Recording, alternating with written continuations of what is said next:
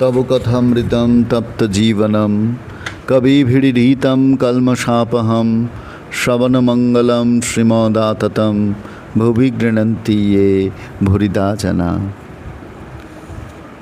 प्रतिदिन प्रति घरे श्री श्री रामकृष्ण कथामृत आमादेर प्रात्यहिक पाठ एवं आलोचना सेई प्रतिदिन श्री श्री रामकृष्ण कथामृतेर सेई स्मरण मनन अनुध्यान चलछे बंधु।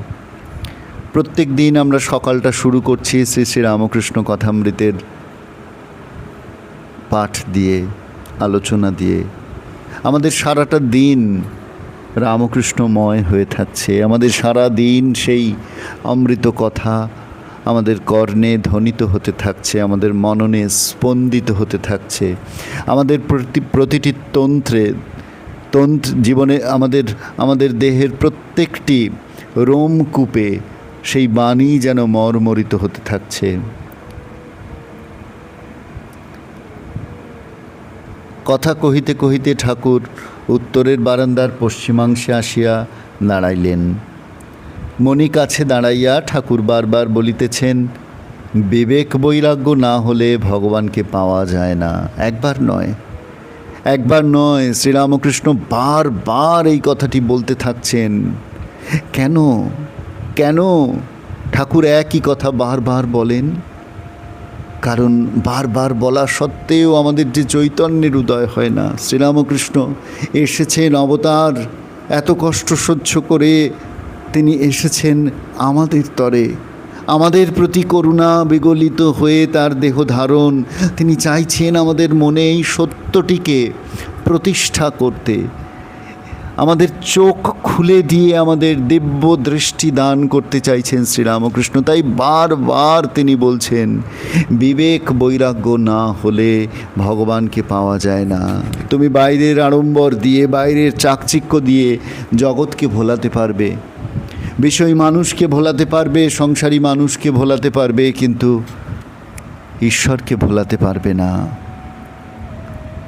তাই বিবেক বৈরাগ্য না হলে ভগবানকে পাওয়া যায় না। মণি বিবাহ করিয়াছেন, তাই ব্যাকুল হইয়া ভাবিতেছেন কি হইবে। বয়স 28, কলেজে পড়িয়া ইংরাজি লেখাপড়া কিছু শিখিয়াছেন। ভাবিতেছেন বিবেক বৈরাগ্য মানে কি কামিনী কাঞ্চন ত্যাগ। মণি শ্রীরামকৃষ্ণের প্রতি জিজ্ঞাসা করছেন ঠাকুরকে, স্ত্রী যদি বলে আমায় দেখছো না, আমি আত্মহত্যা করব, তাহলে কি হবে? শ্রীরামকৃষ্ণ গম্ভীর স্বরে, অমন স্ত্রী ত্যাগ করবে যে ঈশ্বরের পথে বিঘ্ন করে।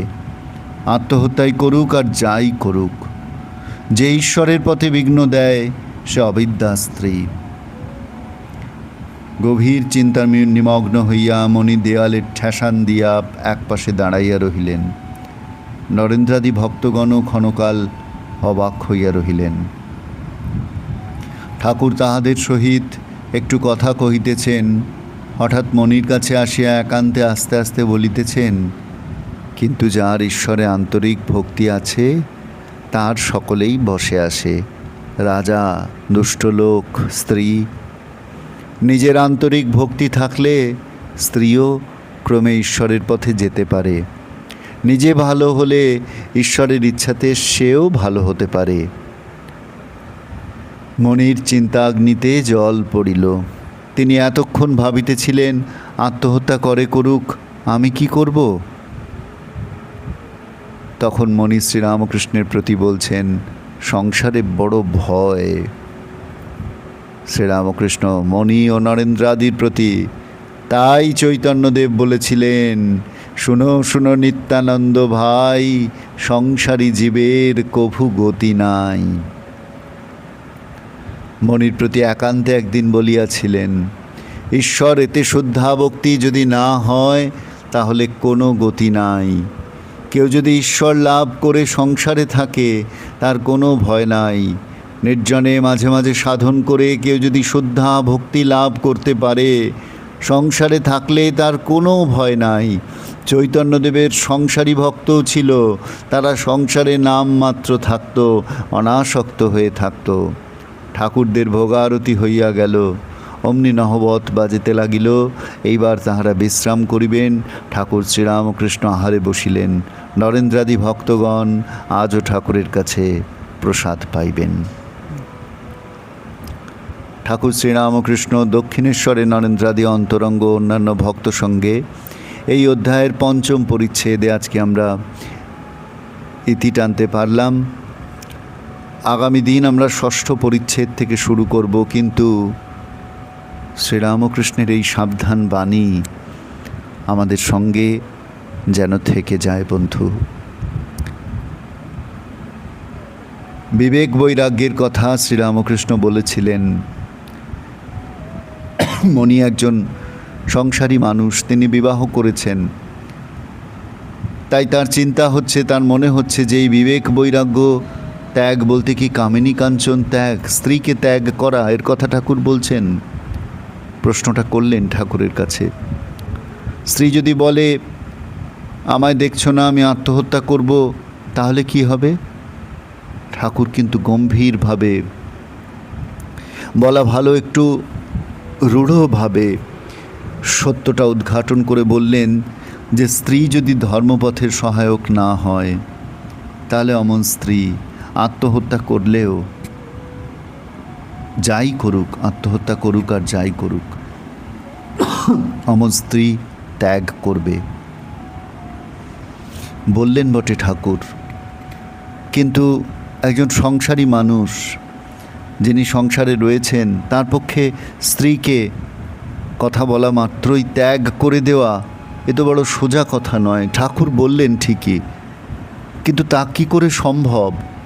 চিন্তা করছেন মণি দাঁড়িয়ে। শ্রীরামকৃষ্ণ অন্তর্যামী, তিনি জানেন সংসারী মানুষের দুঃখের কথা, কষ্টের কথা, সংসারীর জ্বালার কথা। তারপর তিনি এসে বলছেন যে দেখো, তুমি যদি ভক্তি অর্জন করতে পারো, তোমার যদি আন্তরিক ভক্তি থাকে, স্ত্রীও ক্রমে ক্রমে ঈশ্বরের পথে আসবে। নিজে ভালো হয়ে নিজের চেষ্টায়, ঈশ্বরের ইচ্ছায় স্ত্রীকেও তুমি সেই পথে নিয়ে আসতে পারবে। এই যেন একটি আশ্বাস মণি লাভ করলেন। তার চিন্তাগ্নিতে জল পড়ল। আত্মহত্যা করুক, আমি কি করব, এইটি ভেবে তিনি আকুল হয়ে যাচ্ছিলেন, কুল কিনারা পাচ্ছিলেন না।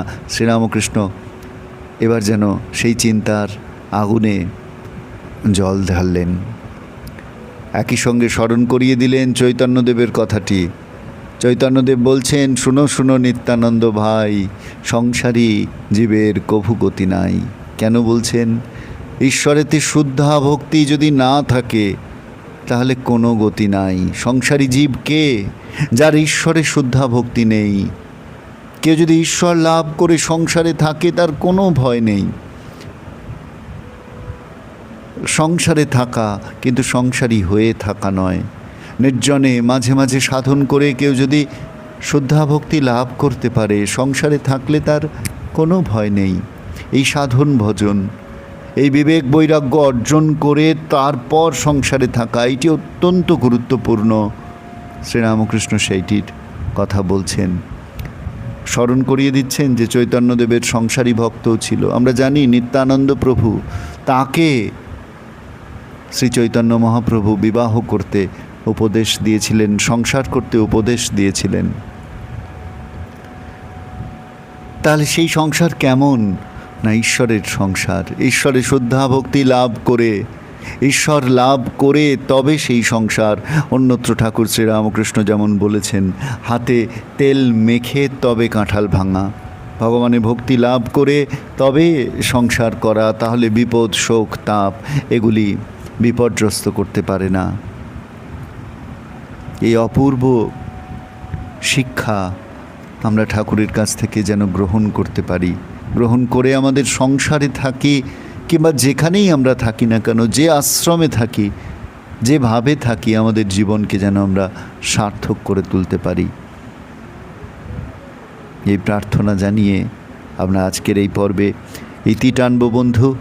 কিন্তু আপনাদের কাছে প্রার্থনা থাকবে, আপনারা অবশ্যই আপনাদের ভালো লাগার কথা, আপনাদের অনুভূতির কথা কমেন্টে জানাবেন।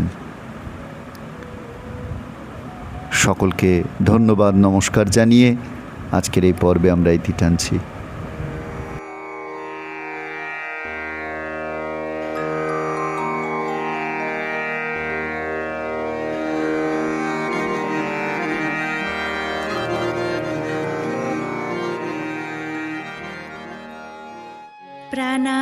प्राणाराम प्राणाराम प्राणाराम।